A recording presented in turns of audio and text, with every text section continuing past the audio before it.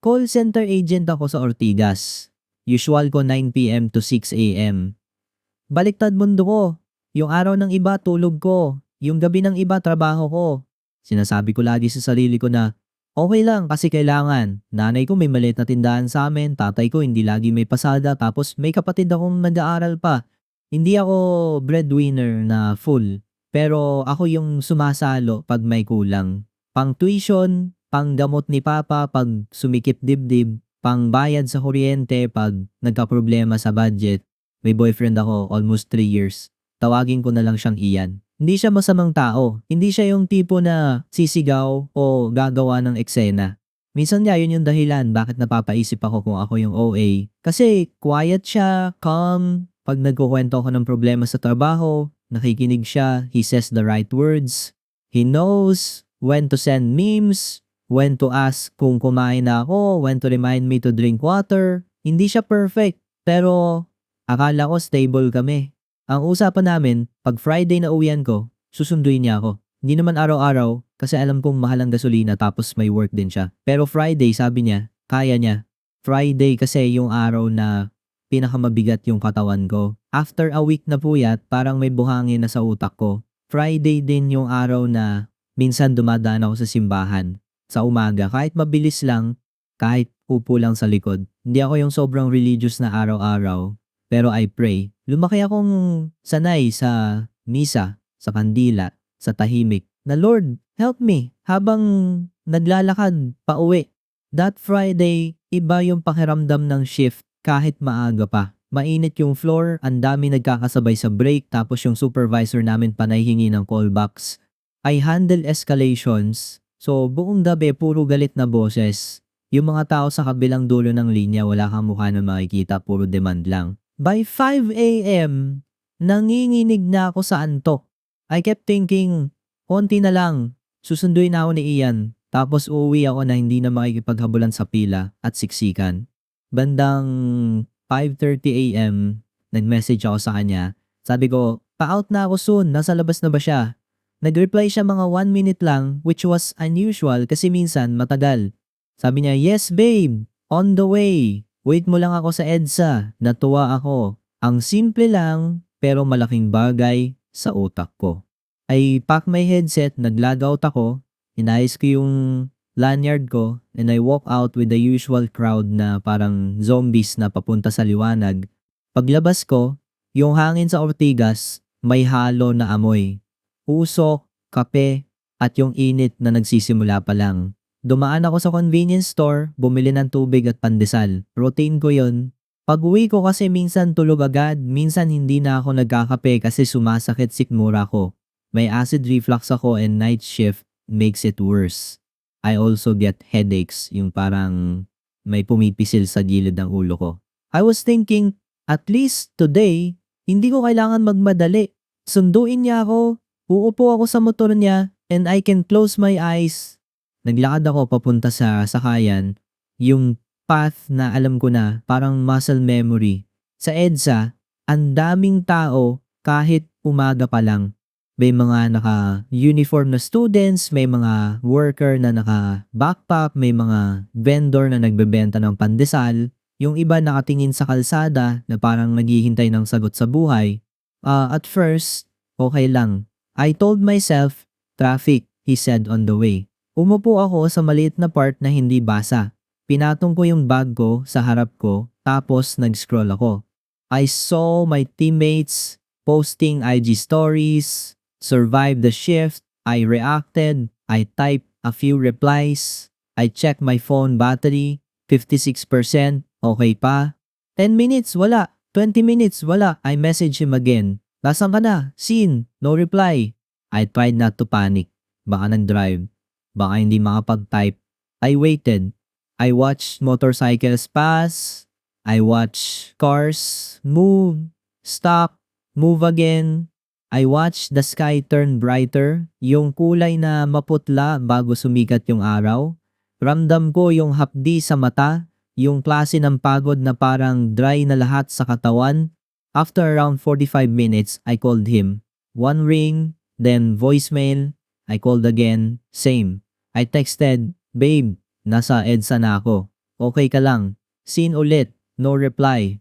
Doon ako kinabahan pero hindi yung takot na may masamang nangyari agad. More like yung familiar na feeling na parang ako na naman yung nag-ahabol ng assurance. Kasi may mga time na ganito siya.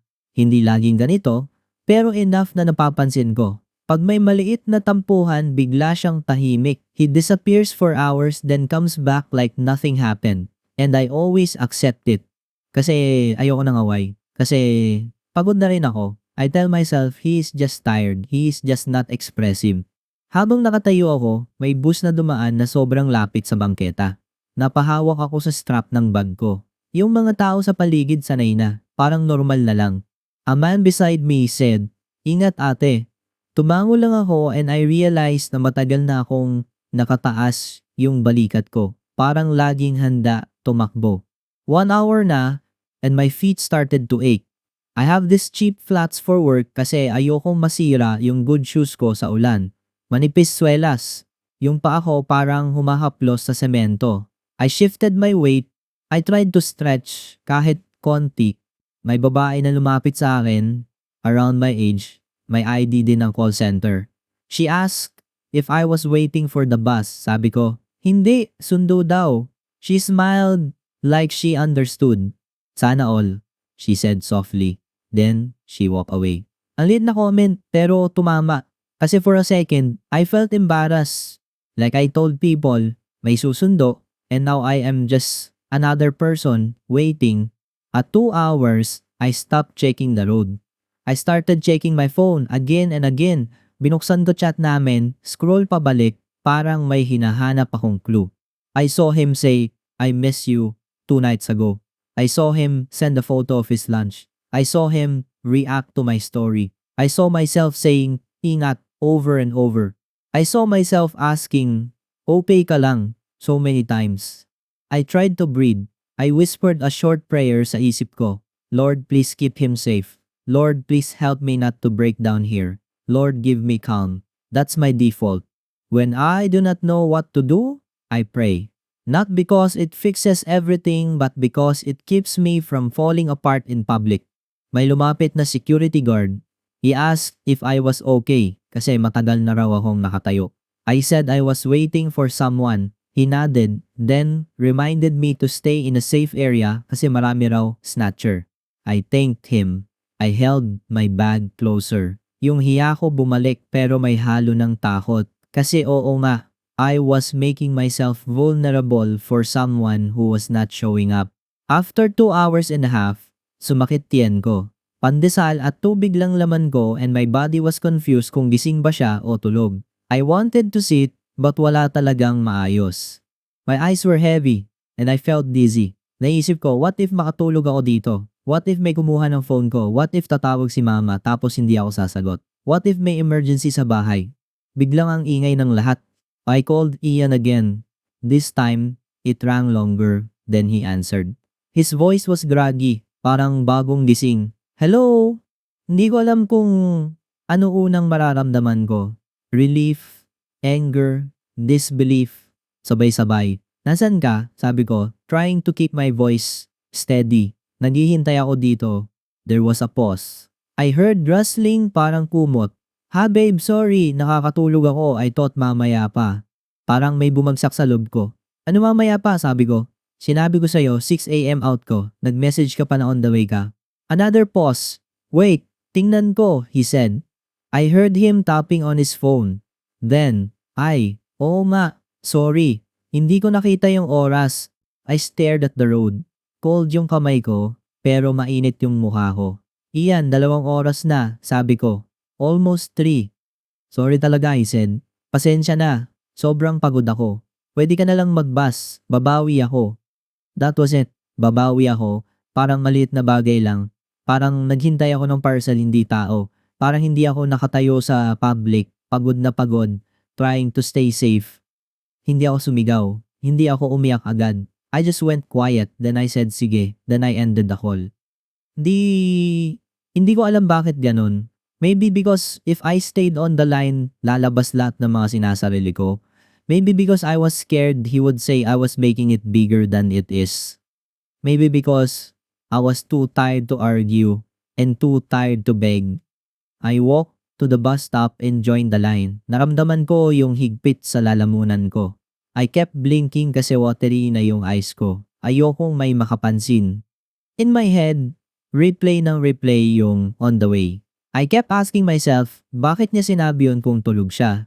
Did he lie and then fell asleep? Did he mean to come but changed his mind? Did he just want me to stop asking? I did not know which answer was worse. The bus ride home felt like you are not a person, just a body being carried. Siksikan, mainit, may sumasandal sa'yo, may bumubuntong hininga. I held the rail and stared at nothing. May babae sa tabi ko holding a rosary, lips moving silently. I wanted to do the same pero wala akong rosary. I just kept repeating, Lord, help me, in my head.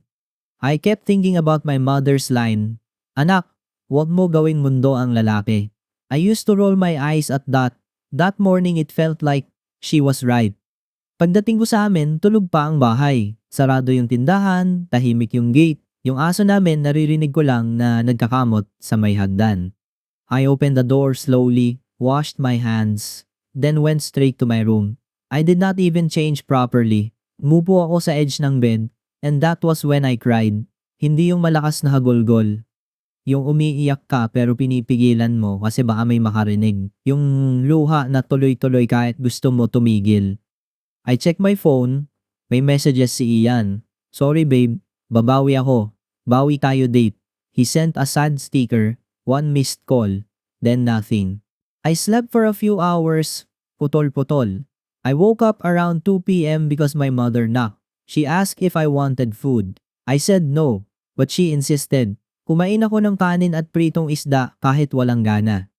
Habang kumakain ako, she talked about the store, about a neighbor na umutang, about the price of eggs. Normal na araw para sa kanya. Normal na problema. I nodded. I tried to act normal, but inside I felt like I was carrying a small stone in my chest. It was not just that he did not pick me up. It was the feeling that my time, my safety, my tired body, they were optional to him. Like he could choose to show up or not, and I would adjust. Naalala ko yung ibang moments, kahit ayokong maalala. Like when I had a fever and he said he would bring soup but he came late and forgot. Like when my father had to go to the clinic, and I asked him to come with me because I was scared. And he said he had errands. Like when I asked him to attend a small family gathering and he said he was not comfortable with crowds. But I later saw photos of him with friends. I did not confront him then. I told myself maybe he needed that. Maybe I was asking too much. I also remembered the good parts. Like last December when he waited for me after my shift and we ate lugaw near our area. Like when he held my hand during my tita's funeral and he stayed even if he did not talk much. Like when he fixed my electric fan without me asking. Those moments were real too. That's why I get confused. It is not black and white. That evening before my next shift, I went to the church near our house. I had enough time and I needed air. I sat at the back and looked at the altar. Wala masyadong tao. May nagsisindi ng kandila. May isang matanda na nagwawalis. I prayed, but not the usual prayer. I did not ask for him to be safe. I asked for clarity. Lord, please help me see what I keep avoiding.